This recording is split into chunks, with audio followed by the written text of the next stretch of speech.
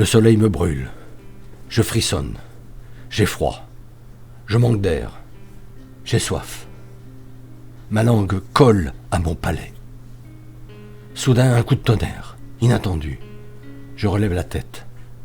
Où que se porte mon regard, le ciel est d'un bleu céruléen. Ma tête retombe. Puis c'est la nuit, striée d'éclairs silencieux. Cet après-midi-là aussi, le ciel était bleu, d'un bleu profond, sans le moindre nuage. Et mes auditeurs aussi nombreux que ceux qui en ce moment dressent leur silhouette floue entre nous et Jérusalem sur le calvaire.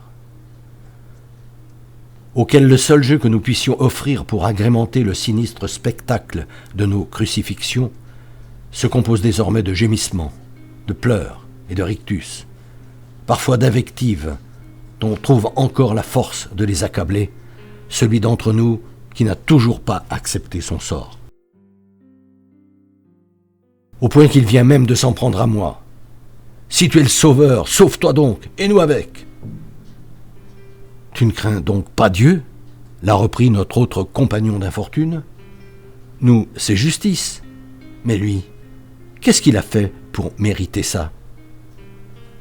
Avant qu'il me demande, « Jésus, tu veux bien te souvenir de moi quand tu seras dans ton royaume ?»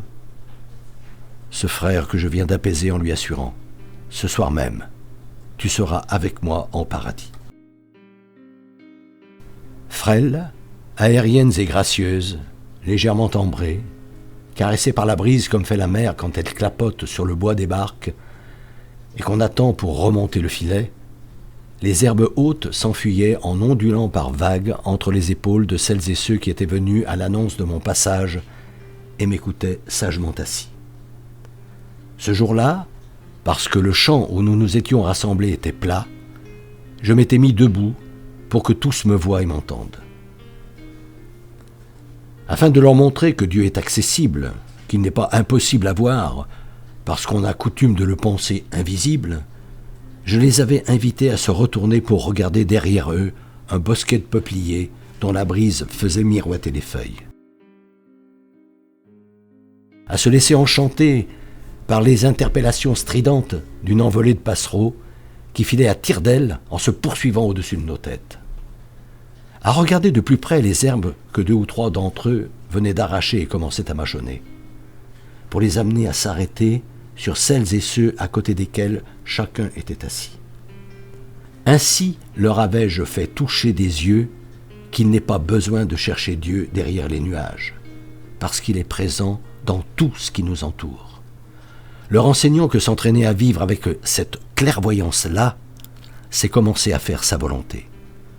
Car discerner sa présence dans les sœurs et les frères avec qui l'on vit conduit à les voir pour ce qu'ils sont réellement, des enfants de Dieu. Donc à les respecter. Ce qui est un bon début pour qui veut vraiment que tout le monde vive heureux autour de lui, y compris ceux qu'il n'est pas porté à aimer. Enseignons que la base, pour qui veut construire une paix durable dont seront bénéficiaires tous les habitants de la terre sans exception, c'est le respect. Que chacun a pour mission de bâtir la cité humaine sur cette vérité-là, laquelle pour beaucoup est nouvelle, de travailler à la réalisation du royaume de Dieu, ou des cieux, comme je disais aussi.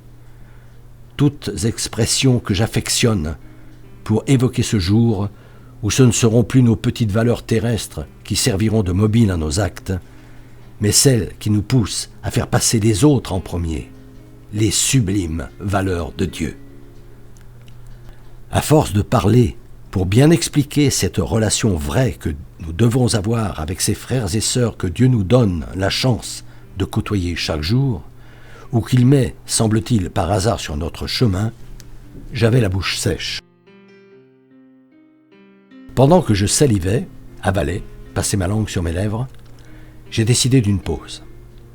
Mes auditeurs commençaient à se lever et à faire quelques pas pour se détendre, quand l'une de celles qui s'était placée juste à mes pieds est venue me demander « Concrètement, qu'est-ce qu'il faut faire pour entrer dans le royaume dont tu parles ?» Le voile brun qui enserrait ses cheveux apportait un peu de couleur à l'étoffe uniment grise de sa robe. C'était une mère de famille. Elle avait une bonne tête. Aime tes enfants comme tu fais. » Son visage s'est épanoui. Je confirmais ce qui était évident pour elle. J'ai ajouté « Et aussi ton mari. » Elle a été surprise.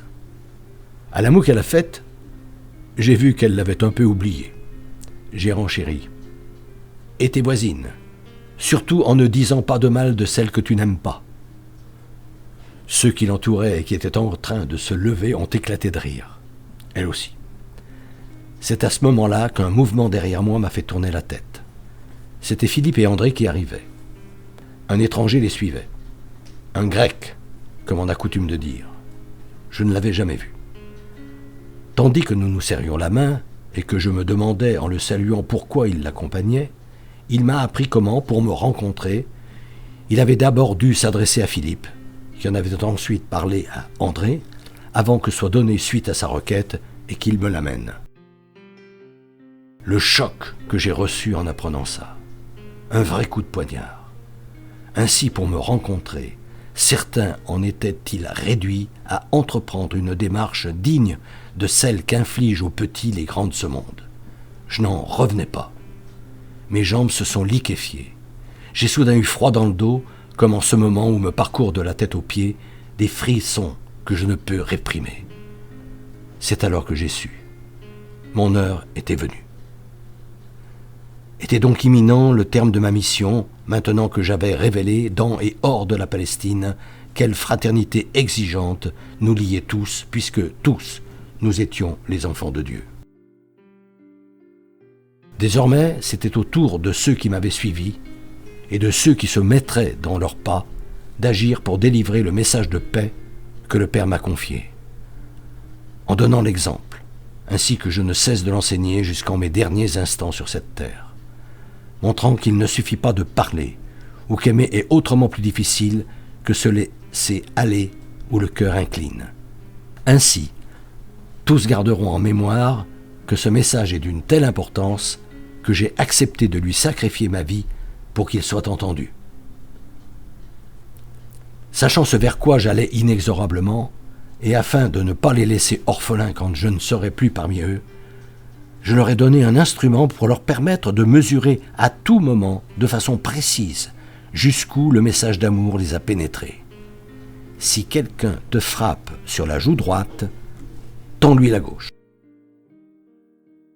Un instrument pour avancer dans la vie.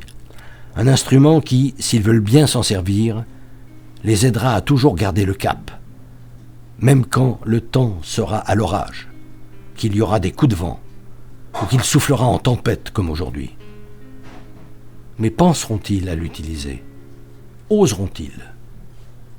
Ne prétexteront-ils pas qu'un tel précepte est exagéré? Qu'aurais-je dû dire?